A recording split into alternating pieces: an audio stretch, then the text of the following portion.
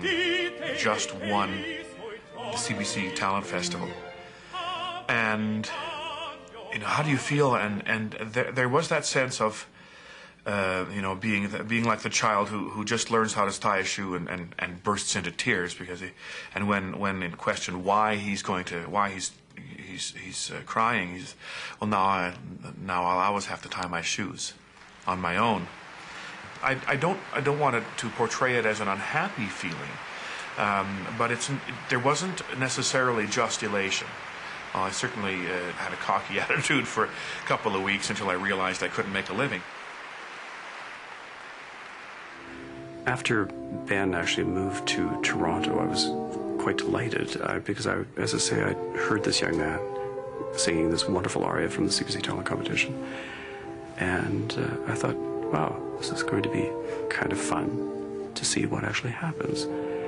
And I think Ben would be the first to say that maybe not too much happened. He continued to get these jobs, and wonderful jobs in a way, singing with John Sutherland in a wonderful production of Anna Bolena, but they were still small roles. And he was not making the impression with people that he ultimately would. I don't call them the dark years, I call them desert years. And that's a specific reference to the children of Israel in the desert. It was an incredible growing experiences and lessons that needed to be learned. So it's wrong to look upon them as dark years. They're dark only in that I wasn't heard from a lot. I didn't get a lot of work, although I was available. And you know, people would, are you available? And then I'd say yes, and they'd hire somebody else.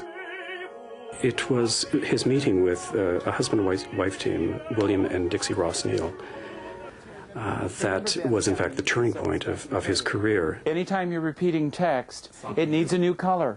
Don't repeat it the same way. The chemistry worked, and a decade later, they are still together. And in actual fact, he really was thinking of perhaps a career shift or quitting, because it is pretty terrifying when you're just simply not making enough money singing to support your family. So I said, well, Ben, let's give it a shot. So we had to think about what roles and arias would best suit him at the time that we were working. Bill then said, it's time for Ben, a major competition is probably the way you are going to make your mark. I said, Ben, have you ever heard of the Price lead or the Prize song from Meistersinger? Knowing from my personal experience that it's one of the most difficult arias written for the tenor voice, but knowing the strengths of his voice, the beauty of the lyricism, the fact that Ben has the ability to sustain an unusually high tessitura, seemingly effortlessly, and so he brought it back and it sounded like it was written for him. When I actually heard the Prize song from the Metropolitan Opera, I could not believe it was in fact the same singer.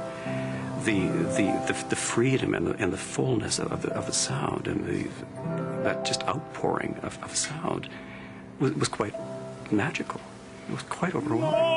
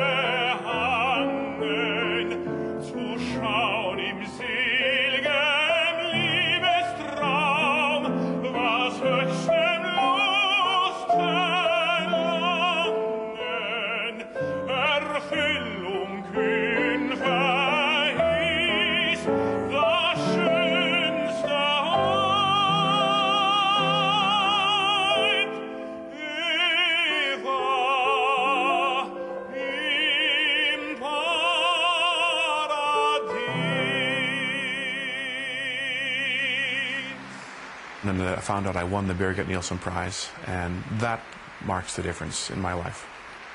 The legendary Wagnerian soprano Birgit Nilsson personally chose him for the Met Prize named in her honor. That was the kind of voice everyone was dreaming about, you know. Immediately, when I heard Ben Heppner, I said, that's it, that's it. I found him absolutely stunning. The audience also felt that they were part of something quite special, that this wasn't just another competition, that maybe this was, in fact, a star in the making. With the Met auditions, with winning the Birgit Nilsson Award, it was like the great bluebird of happiness flew over, and I said, Ben, this isn't the real world. This is Hollywood. This is movie time. These contracts started coming in, not where they normally would, at smaller and medium-sized houses, but he was entering the profession at the level of the Met, of La Scala, of Covent Garden. And so what can you do? I mean, why should you argue with that? Tenors are always a rare commodity in the world of opera, particularly the dramatic or Helden tenor, who can sing the great Wagnerian roles of Meistersinger, Lohengrin, and especially, one day, Tristan. The Wagnerian world threw open its arms to the new star that had arrived.